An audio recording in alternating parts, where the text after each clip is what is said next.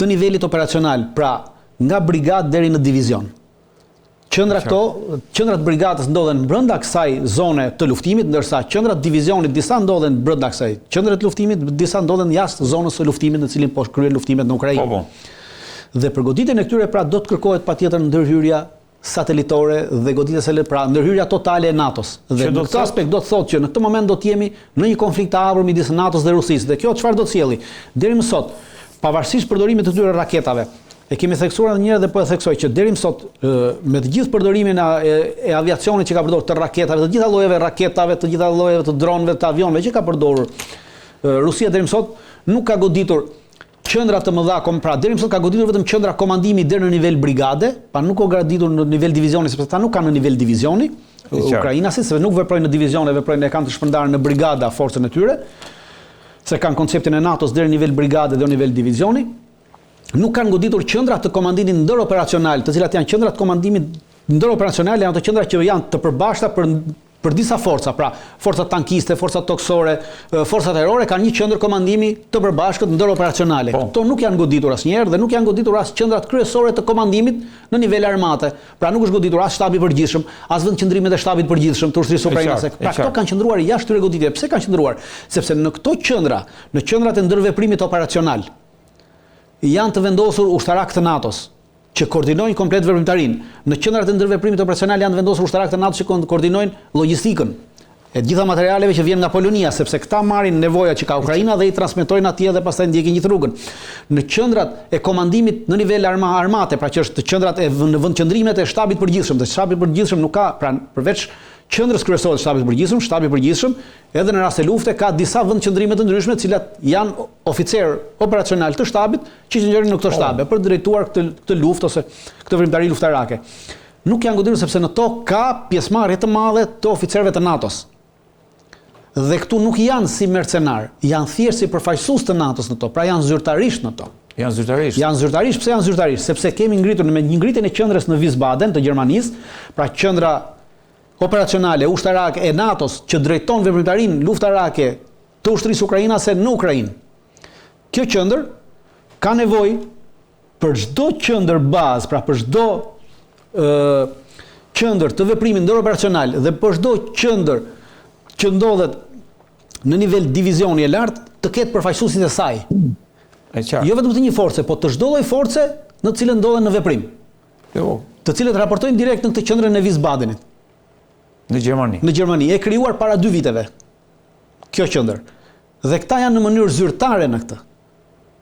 Dhe është një qendër që komandohet nga generali Donau, pra generali i forcave toksore amerikane. Pra komandohet nga amerikanët qendra, nuk është se është e tillë, pra. Nuk është e Gjermanisë, po them. Jo, nuk është e Gjermanisë, është në Gjermani për të marrë, po është e NATO-s. Drejtohet nga një general amerikan. Dhe këta kanë përfaqësimin e tyre të rregullt atje, pra nuk është në nivel mercenari, kanë në terren në nivel sepse koordinojnë me këtë qendër. Dhe goditja e këtyre qendrave është shmangur për këtë arsye, pra për të mos hyrë në këtë konflikt të hapur me NATO-n. Pra rusët e kanë shmangur këtë konflikt. Në momentin që tashmë NATO do të drejtojë këto raketa për të goditur objektiva të nivelit strategjik dhe operacional rus, pra ku do të vrasë oficer të lartë madhor të ushtrisë ruse, me këto raketa automatikisht ti ke shpallur luftë. Do kthehen në objektiva. Dhe automatikisht gjitha këto qendra që folëm do të kthehen në objektiva dhe do të goditen. Dhe do të kemi dhe pas në momentin që këto do të përdoren, automatikisht do të fillojmë të shohim sërish përdorimin e oreshnikut, i cili do të përdoret për të goditur shtabin e përgjithshëm, Ministrinë e Mbrojtjes, qendra logjistike të mëdha, komanda të mëdha, pra vendqendrimet të shtabit të përgjithshëm. Pra do të kalojmë në një përshkallëzim shumë të goditjeve ushtarake, pra jo nuk do të kemi një përshkallëzim në terren. Pra kjo nuk do të sjellë një ofensivë ushtarake në terren. Do të sjellë thjesht një ofensivë ushtarake të goditjes ajrore, me raketa dhe me aviacion nga ana e Rusisë, por nuk do të kemi përshkallëzim në terren. Por kjo do të sjellë në terren dëmtime të mëdha në zinxhirin komandues të Ukrainës dhe si të tillë do të sjellë atë që pasi dëmtojë zinxhiri komandues i një ushtrie, atëherë çfarë sjell fragmentimin në nivel taktik të frontit. Dhe ky fragmentim në nivel taktik të frontit do të bëjë që njësitë të cilat do të mbeten pa koordinim operacional dhe taktik do të fillojnë të tërhiqen gradualisht sipas nevojës së tyre. Deri më sot tërheqjet graduale të forcave taktike deri në nivel brigade, Ukraina e ka ndëshkuar. Kemi disa raste, të cilat i kanë nxjerrë edhe publikisht Ukraina, të disa javën e fundit që kemi pasur, kemi shkarkimin e 3 komandantëve të brigadave kryesore, të cilët janë shkarkuar nga detyra për arsye se pa urdhër të shtabit përgjithshëm kanë urdhëruar ridislokimin e forcave, pra nuk po themi tërheqje në mënyrë, se kur thua tërheqje mund të kuptohet fjala sikur tërheqje në mënyrë paniku, jo, por ridislokimin e forcave pra në një pozicion më të favorshëm. Po këtë e kanë bërë pa lejen e shtabit përgjithshëm, për arsye se është marrë vendimi komandës të brigadës e cila është në terren dhe e shef situatën në terren. Dhe shtabi përgjithshëm ka vendosur që të shkarkojë komandantët e këtyre brigadave pse kanë bërë këtë veprim pa leje të shtabit përgjithshëm. E qartë. Por nëse duke mos ekzistuar shtabi përgjithshëm, pra duke mos ekzistuar zinxhiri komandues që përmendëm pak më parë, atëherë të gjitha këto forca do fillojnë të bëjnë tërheqjen e tyre taktike, ripozicionimin e tyre për nevoja të mbijetesës të njësisë në nivelin taktik. Dhe kjo do sjellë fragmentim të frontit dhe në këtë moment do të kemi depërtim të forcave ruse dhe marrje më tepër të territorit. Po, do kalojmë tek ajo që, po drejton, e kisha merak se herës tjetër kur e diskutuam këtë bashk, ti the të shikojmë kundërpërgjigjen që do vi nga perëndimi. A mos është, le të themi, goditja ajo që përmendi zoti Bilali, se nuk e dim se sa se disinformacioni bën vetën, goditja përpjekja për të goditur helikopterin e presidentit Vladimir Putin dhe ky vendimi për të hequr limitimin e përdorimit të raketave Taurus, një kundërpërgjigje e perëndimit nuk kemi kundërpërgjigje të perëndimit ndaj përpjekjes së Rusisë për të marrë ato 3 krajinat më sipër. Jo, nuk kemi kundërpërgjigje të perëndimit në këtë aspekt. Perëndimi tash po los kartën e fundit. Pra, karta e fundit e perëndimit është kjo. Pra nuk ka çka los më tjetër. Pra e vetme që i ka mbetur është tërheqja e këtyre limiteve dhe pjesëmarrja vetë në këto. Pra deri tash ka vënë limite dhe nuk ka marrë pjesë në to. Sepse nuk kishte nevojë pjesëmarrjen deri në 300 kilometra. Tashmë po merr pjesë dhe nuk ka çka bën më tjetër, sepse siç e tha edhe Rubio, nuk po ka më armatime të japin, municione në nivojat që ka Ukraina. Pra ata nuk është se nuk po i japin, ata po japin, po jo në nevojat që i nevojiten sot Ukrainës për të ndalur këtë goditje ruse. Pra nuk kanë këto kapacitete më, duke mos pasur kapacitete atëherë tashmë po përdorin gjitha kapacitetet e fundit dhe këtë po e përdorin si një formë deterrence, pra si një formë shkurajimi në aspektin që shikon ne po ja japim Ukrainës to, për momentin nuk po ja japim raketën më të fortë që kemi, se raketa më e fortë e tyre është raketa Taurus gjermane e cila ka 500 kilometra. Kanë edhe një raketë brenda Taurusit që kanë nxjerr, po ajo është një prodhim shumë i vogël, i limituar, duhet të kenë diku rreth 75 raketa gjermane për të, ajo është 650 kilometra. Po besoj që atë nuk e japin, se kanë vetëm për përdorim të tyre. Se janë shumë të limituar. Po. Dhe dhënia e këtyre raketave, pra po i thuhet Rusisë, shikon, neve kemi këtë dhe nëse japim të, këta mund të vinë deri në afër, si me këto raketa mund të godasin edhe Moskën, pra sepse normalisht raketa që do të përdoret Taurus për goditjen e Moskës në këtë rast është një operacion vetvrasës, sepse çdo lloj piloti që do të përdori këtë raketë duhet të afrohet sa më shumë vijës së frontit dhe të lëshojë këtë raketë që të arrijë në Moskë. Por afrimi i pilotit rreth vijës së frontit do të thonë që piloti e lëshon raketën, por ama piloti nuk do arrijë kurrë të kthehet më. Pra lufta i ka edhe këto çështje kamikazliku, pra nuk është se për nevoja të mbrojtjes ose për nevoja kombëtare, për nevoja të dheut, secili mund të sakrifikohet. I kemi raste në historinë e luftës botërore të gjitha këto.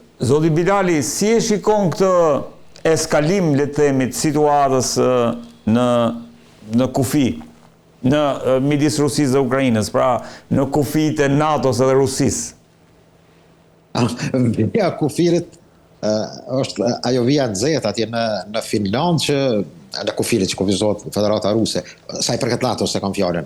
Meqense në aspektin legal Ukraina nuk është në NATO, ka mund të thotë teknologjinë, instruktorë, gjithë struktura komanduese që operojnë dhe ndihmojnë, thojza kështu e këshillojnë trupat ukrainase. Por në vijën e frontit të këtyre 3 regioneve mendoj që është një presion i tillë për të arritur që Rusia shpesh e ka në fokus çështjen e zonës së sigurisë, ku mund përfshin shumë territor të Ukrainës. Dhe do thotë rusët në këtë drejtim dëshirojnë që këtë vijë të demilitarizimit të kenë sa më të thellë këtë zonë, ta quajmë më mirë. Nuk e besoj që do kenë mundësi ose mund të them ta quaj kështu interesa që këto 3 regione të pushtojnë dhe të futen në brenda Federatës Ruse. Gazeta Bild thotë është e pamundur. S'kan kapacitete ushtarake për atë punë. Tritani është mas e vërtet. Evropianët shpesh e përdorin atë frazën që jemi të rrezikuar dhe mund ta pushtoj Rusia. Kjo nuk mund të ndodhë, sepse kapacitetet janë të limituara, nuk kanë mundësi rusët ta pushtojnë komplet Evropën dhe të hyjnë deri në Paris apo Berlin.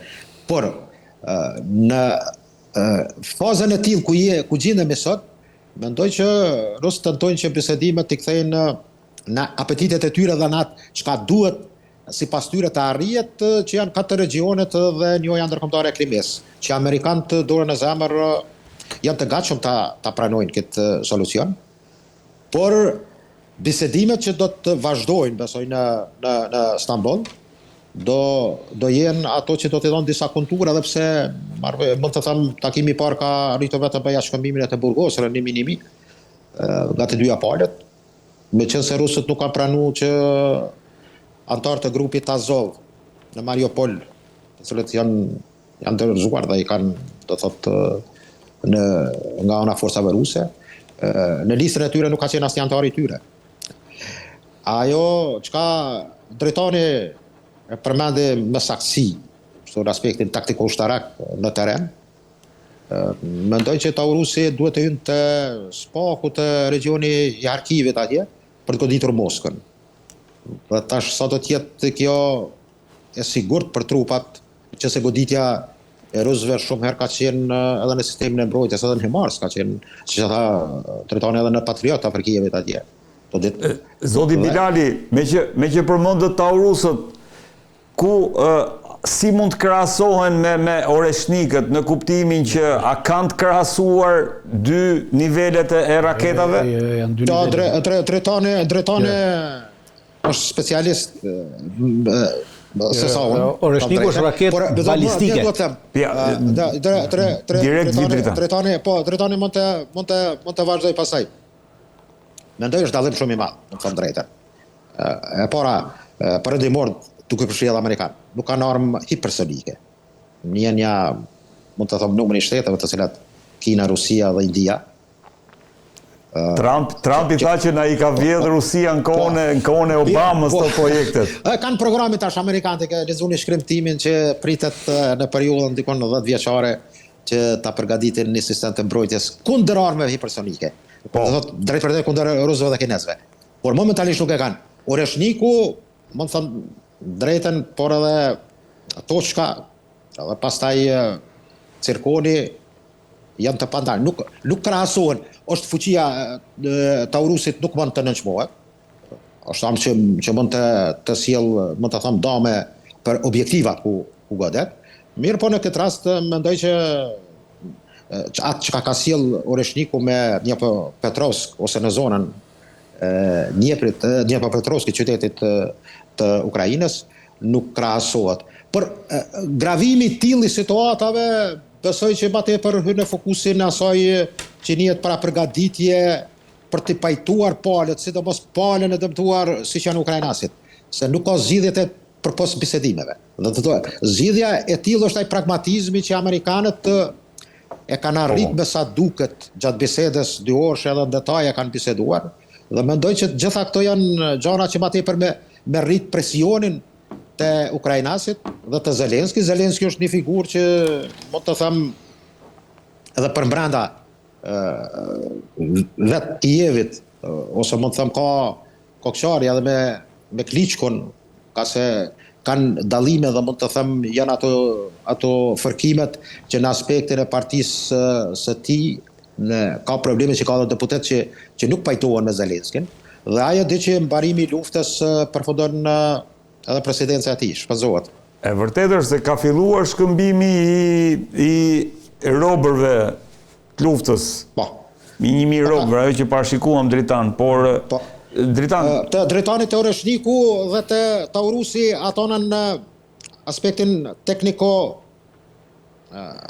operativ dhe elementet teknike të cilat nuk krahasohen, besoj që Dritani do të marr vetëm 1 minutë kohë. E para, nuk mund të krahasojmë për arsye se Taurusi është raketë cruise, pra raketë që lëshohet nga ajri, mund të lëshohet edhe nga toka, pra deri në diku mund të jetë edhe raketë balistike, kurse Oreshniku është raketë ndërkontinentale balistike. Pra shkon nga një kontinent në tjetrin. Njëra është rajonale, tjetra është globale. Njëra e ka deri në 500 km. Dhe kjo bisedë e bën raketë balistike. Pra raketë balistike e cila nuk del përtej atmosferës. Ndërsa Oreshniku është raketë ndërkontinentale balistike me lëshim vertikal. Pra lëshimi i saj është vertikal dhe kalon mbi atmosferë del goditja e saj pra kalon zonën. largësia pa absolutisht goditja e saj operacionale shkon deri në 5000 kilometra. Deri në 5000 kilometra. Kurse kjo është 500 kilometra. Është raketa që mban dhe koka bërthamore. Të gjitha raketave mund të vendosësh koka bërthamore, nuk është problem. Pra, në rast se një raketë mban eksploziv, pra atë eksplozivi, kokën eksplozive, ja zëvendëson me kokë bërthamore. Dhe Taurusi i vendos kokë bërthamore në rast se mund të bësh kokë bërthamore ta në nivelit vogël. Pra çdo lloj rakete mban kokë bërthamore. Edhe predhat e artillerisë sot mbajnë mbushje bërthamore. Po. Me qartë. Pra nuk është problemi i vendosjes së saj. Pra teknologjia ka mbërritur në këtë. Nuk ka të bëjë me atë, po thjesht ka të bëjë që është një raketë balistike për arsye sepse është balistike sepse përdoret një forcë shtytse në fillim, pra dhe duhet hedhur nga lartësia, pra ngrihet në lartësi avioni, e lëshon qoftë Taurusin, qoftë Shadow-un, qoftë disa raketa tjera, pa Kinjalin, e gjitha këto janë raketa që lëshohen nga avioni dhe janë raketa mund të konsiderosh raketa deri diku raketa balistike dhe raketa kruz për arsye se përdorin shtytës për t'u lëshuar. Dhe pastaj përdorin një djegje të brendshme dhe pasi mbarojnë djegjen e brendshme mbrin në objektiv dhe në objektiv pastaj përdorin peshën dhe fuqinë e tyre inercike me inerci pastaj për të goditur objektivin për të shtuar fuqinë e goditjes në objektiv, sepse vetë raketa peshon diku rreth 250-300 kg, pra ka edhe deri 500 kg Taurusi ka mbushje detonator. Imagjinoni pra e gjitha kjo me shpejtësinë që bie në objektiv bashkë me inercinë. Pra në këtë moment 3 fishoje ose 10 fishoje goditjen e saj. E qartë. Pra këtë e kanë gjitha raketat, por kjo është që përdoret, kurse ajo tjetra ka objektivin të përcaktuar dhe përdoret direkt me lule. Prandaj kemi raketë ndërkontinentale, kurse kjo nuk është raketë ndërkontinentale, prandaj nuk krahasohen bashkë me njëra tjetrën. Është raketë shumë e rrezikshme, është raketa më e fuqishme dhe më e rrezikshme që ka aktualisht Perëndimi, pra nuk ka raketa tjera. Po Taurus është raketa më e fuqishme që ka. Hipersonike po më thua nuk... Jo, nuk ka raketa hipersonike, nuk ka, Perëndimi sot për sot nuk ka raketa hipersonike. Ndaj edhe Trumpi po thotë që na e kanë vjedhur, po kështu funksionon. Do të kemi që parasysh që pas luftës ftohtë, që me fillimin e luftës ftohtë në 45 e mbrapa, po të shohësh të gjitha palët kanë prodhuar nga një avion, kanë prodhuar nga një mbrojtje kundërorë, kanë prodhuar nga një radar dhe po të shohësh të cila ka parimi punës është i njëjtë, dhe duke qenë se parimi i punës është i njëjtë, mund të ketë edhe vjedhje dhe secila palë nga 45 a ka akuzuar njëra tjetrën për vjedhje të projekteve në fushën ushtarake. E teknologjisë. Ndërkohë, Dritan, them që pak a shumë këto çështjet kryesore që lidhen me situatën ndërmjet Ukrainës edhe Rusisë i ezauruam, do doja të vija pak tek një moment tjetër që vjen Shqipëri, Defender 2025 në Shqipëri dhe në Kosovë. Jo, nuk është vetëm në Shqipëri dhe në Kosovë. Defender 2025 është një stërvitje vjetore që është bërë këtë dekadën e fundit dhe nuk është stërvitje quhet Europe Defender 2025. Po. Dhe a di çka është më interesante është kësaj. Gjithë kjo stërvitje që bëhet është bërë në dekadën e fundit. Është një stërvitje që organizohet nga Komanda Amerikane për Evropën. Edhe Afrikën duket. Edhe Afrikën, po, nga Komanda Amerikane për Evropën dhe për Afrikën. General Cavoli është ai apo? Po, General Cavoli është. Dhe në këtë marrin pjesë edhe vendet të NATO-s. Marrin pjesë edhe vendet të NATO-s në të cilat organizohet dhe shtrihet kjo stërvitje. Aktualisht si vjet, kjo stërvitje do shtrihet në 18 vende. Dhe në këto, dy nga këto vende... Në 18 vende, e thua këtë në 18 vende, për shkak se më përpara ka qenë më pak se 18 vende? Jo, dikur ka qenë 10, dikur 12, në 2023 ishin ushtri në 22 vende, pra varet nga mënyra operacionale dhe programimi që ata kanë bërë. Nuk ka të bëjë. Nuk mund ta lexosh të pra është thjesht në atë. Dhe dy nga këto vende, si vjet, janë edhe Kosova dhe Shqipëria që kanë qenë edhe në 4 vitet e parë. Pra, që 4 vjet ne jemi pjesëtar të kësaj. Po.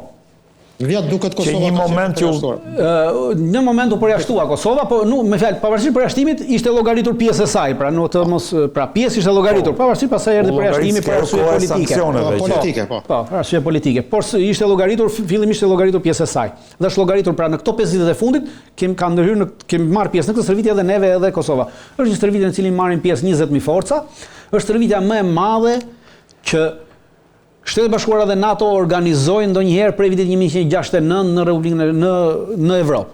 Se në 69 është organizuar stërvitja më e madhe, cilën kanë marrë pjesë 75.000 forca, dhe prej atëherë numri i forcave nuk e kalon numrin 25.000. Si vjet në këtë stërvitje do të marrin pjesë 20.000 forca. Pra gati 2 divizione.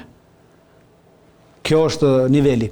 Është një stërvitje që përcakton nivelin që nga niveli logjistik, që nga niveli çuarjes së ndihmës, i çuarjes së armatimit në vijën e frontit dhe që nga goditjet në vijën e frontit në nivel taktik. Pra, goditjet në vijën e frontit bëhen në nivel taktik.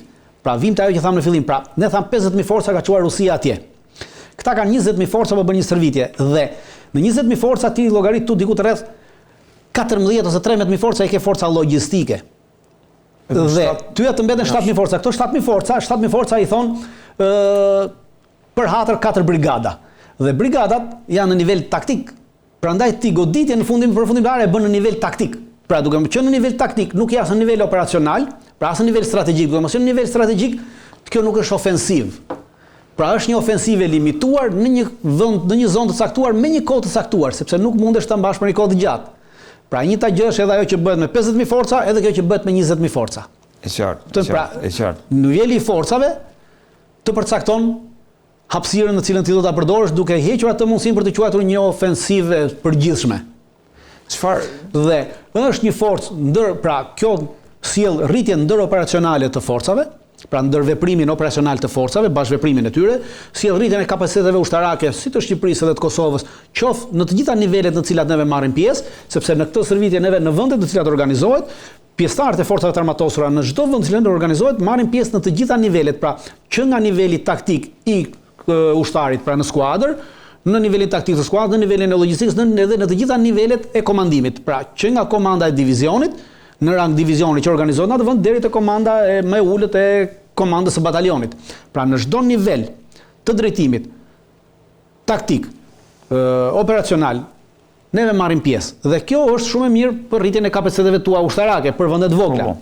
Por nuk është diçka e veçantë, por ajo që do të thërej, ironia e gjithë kësaj është që ka që 3 vjetë që Evropa bërtet me të madhe që neve duhet të organizohemi, neve duhet të fuqizohemi, neve sepse do shkojmë luftë me Rusin. Ndërkohë që vetëm Shtetet e Bashkuara të Amerikës organizojnë një stërvitje të quajtur Europe Defender, pra mbrojtja e Europës. Pra kjo do thotë që pra e kuptoni pra, që 3 vjetë bërtasim që neve do ta mundim Rusin, që neve duhet luftojmë me Rusin, që neve i bëjmë vetë gjërat, ndërkohë që vazhdojnë Shtetet e Bashkuara të Amerikës tregojnë me fakte në terren që jemi ne ata që ju mbrojmë juve se juve se mbroni dot veten. Pra nuk kanë arritur në këto 3 vjet të organizojnë asnjë stërvitje të veçantë evropiane, ore Europe Defender, pra ta mbrojtë si mund mbrohet vetë Evropa. Pra pa Shtetet e Bashkuara të Amerikës nuk bëhet. Pse? Sepse të gjithë lëvizja logjistike në nivel operacional dhe në nivel strategjik nuk ka asnjë kapacitet Evropa ta bëjë. Dhe është duke bërë Shtetet e Bashkuara të Amerikës me anijet e saj dhe me avionet e saj. Në rastin konkret. Pra për 20.000 forca, ndërkohë që Evropa thotë që ne do t'i bëjmë gati 300.000 forca t'i çojmë në veri të Evropës për të përballur me Rusin, ndërkohë që këto 300.000 forca, këta s'kan kapacitet as për 20.000 forca dhe për këto 20.000 forca duhet vi Amerika ta bëj, se këta se kanë këtë kapacitet. Pra e kuptoni, shihni retorikën dhe shihni faktin në terren. Pra vazhdon. Ka ndonjë risi dritan për sa i përket? Jo, nuk ka risi, stërvitja. Jo, nuk ka risi, ekspozimi të një droni të ri apo jo, nuk ka. Do të kemi parasysh në këtë stërvitje nuk ka përdorime të teknologjisë së re, është përshtatet në bazë të taktikave të fundit, pra taktikat operacionale dhe taktikat në nivel taktik dhe operacional, të gjitha veprimet ushtarake, normalisht që përshtaten në bazë të veprimeve të fundit ushtarake që po ndodhin në botë, pra bazuar mbi atë çka po ndodh në Ukrainë. Ata nxjerrin leksione dhe veprojnë në aspekt të kësaj. Nuk kemi përdorim të armëve të reja, sepse përdorimi i armëve të reja kryesisht nuk bëhet në stërvitje të tilla ndërshtetërore, pra marrin pjesë si thash 18 shtete është pak e vështirë, pra shtetet kryesisht armët e tyre i disponojnë dhe armët e reja i përdorin vetëm në stërvitjet brenda shtetit të tyre sepse përbëjnë sekretesë, përbëjnë gjithçka tjetër, pra nuk mund të për çfarë do lloj arsye. Nuk ka ndonjë risi, është e njëjta, risia është vetëm përdorimi, pra përdorimi i vendeve, vjet për shembull u bë në kufirin me Bullgarinë, me ato të tjera, pra në kufi me Poloni, në Bullgari, Poloni, Çeki, Slovaki, pra në kufi me edhe në Rumani, në kufirin me Ukrainën për treguar si vjet nuk po bëhet atje, pra si vjet vetëm Hungaria dhe Slovakia marrin pjesë në këtë, kurse Rumania, Bullgaria dhe Polonia nuk marrin pjesë në këtë. Stërvitje, pra nuk do të kemi dislokim të këtyre forcave dhe po bëhet në këtë, kryesisht po bëhet në qendrat e Evropës, pra Greqia, Shqipëria, Bosnia, Kosova, pra shikoni, është përqendruar si vjet në këtë territorin e Ballkanit. Po pse është përqendruar? Lexojmë këto. Dhe kjo ka një lexim, pra Shtetet e Bashkuara të Amerikës pavarësisht të gjitha deklaratave që ka shumë komentatorë që dalin e thonë që Shteti Bashkuar Amerikës po abandonon Ballkanin, po abandonon Bosnjën, po abandonon Kosovën, po abandonon. Jo. Organizimi i kësaj stërvitje si vjet pikërisht me qendër Ballkanin, pra Kroaci, është Kroacia, Bullgaria, Shqipëria, Maqedonia, Malizi, Kosova dhe Greqia, që marrin pra 7 vendet kryesore, në këtë janë këto. E qartë. Në këtë. Dhe pjesëmarrja këtë po tregon pra ne po mbrojmë Evropën, pra vetë nga emri Europe Defender 2025, pra neve jemi prezent dhe do ta mbrojmë. Do ta mbrojmë ndaj çdo lloji kërcënimi, edhe ndaj kërcënimeve të jashtme, po edhe ndaj kërcënimeve të brendshme, pra edhe ndaj kërcënimeve që vinë në këtë Evropë nga Serbia, e cila shpeshherë për nevoja të brendshme rrit retorikën e saj në luftë nxitse ndaj Kosovës ose ndaj Bosnjës, por kjo veprimtari e Shtetit Bashkuar të Amerikës tregon që neve do të jemi këtu qoftë si NATO, por në mos jemi si NATO do të jemi si Amerikë. Pra vetë që organizon kjo stërvitje, për këtë arsye tregon dhe ka edhe një përdorim të tillë politik. Do t'i kthejmë kësaj se në Dayton patëm ca deklarata së fundmi për sa i përket prezencës amerikane në prandaj thash janë thjesht deklarata politike, kurse në zemër, në fuqi Amerika nuk mund të reagojë. Në realitet është kjo, pra kjo është fakti. E qartë. Zoti Bilali, si e lexon këtë stërvitje nisur nga kjo që sapo na konfirmoi Dritani dhe nisur nga deklarata politike në Dayton që në një farë mënyrë paralajmon një largim të Shtetit Bashkuar të Amerikës nga Ballkani Perëndimor. Ja, amerikanët nuk kanë, mund të them, sot asnjë interes të largohen. Bile mund të them është ajo çka Goxha ja tha shumë me vend dhe është jashtëzakonisht precize, sakt. Mes asaj që organizimi është i amerikanëve, jo i evropianëve. Në kuadër të NATO do të kuptohet që është forca dhe mund të them ajo që përmban atë gjavahirin e komplet aleancës. Në krahun jugor të Evropës, mund të thonë, ose në juglindje të Evropës, duke përfshirë tash edhe Ballkanin si terminologjia në këto vendet të gjashtë e Ballkanit Perëndimor, por me përjashtim të Serbisë do thotë, edhe problemet e Bosnjës që ka probleme konstitucionale për brenda. Mendoj që është jashtëzakonisht e rëndësishme. Me rëndësi është që se shumë njerëz nga informacionet mendojnë që këto stërvitje organizohen në Kosovë ose në Shqipëri. Ka që këmdo ose numrin e shteteve pjesëmarrëse, ose kapacitetet ose operativën e trajnimit që do ta kenë ose fushat ushtrimet fushore që do t'i bëjnë. Me rëndësi Kosova merr me 1000 trupa të forcës së sigurisë ose të ushtrisë së Kosovës, dhe është një përvojë e mirë. Është në interes që të fitohen përvojat e tilla, të cilat nuk kanë të bëjmë me prezantimin e armatimit të ri, por me kapacitetet të tilla me të cilat mendoj prej Komsorisë, artillerisë, forcat motorizuara, besoj të asoj flotilës e helikopterëve, mund të jenë domeni i tillë, artilleria mund të jetë ajo që do të ketë testimet e tilla dhe komplet është më rëndësi që edhe për Kosovën dhe Shqipërinë të fitohen përvoja të reja, dhe është me interes që ky krah të jetë, mund të them, i gatshëm për situata të rreziqe që mund të ndodhen në të ardhmen.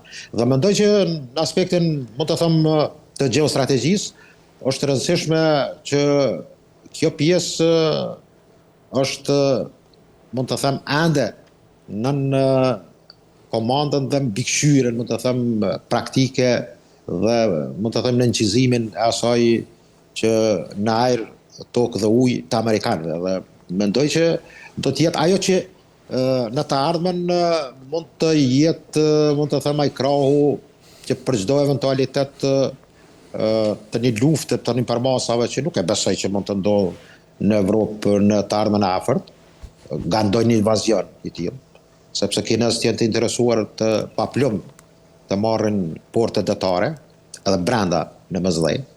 Tartusi më vetëm kanë marrur. Do është shumë e rëndësishme që do thotë jo në aspektin e goditjes me armë, por me atë sistemin e rrugës së mëndafshme.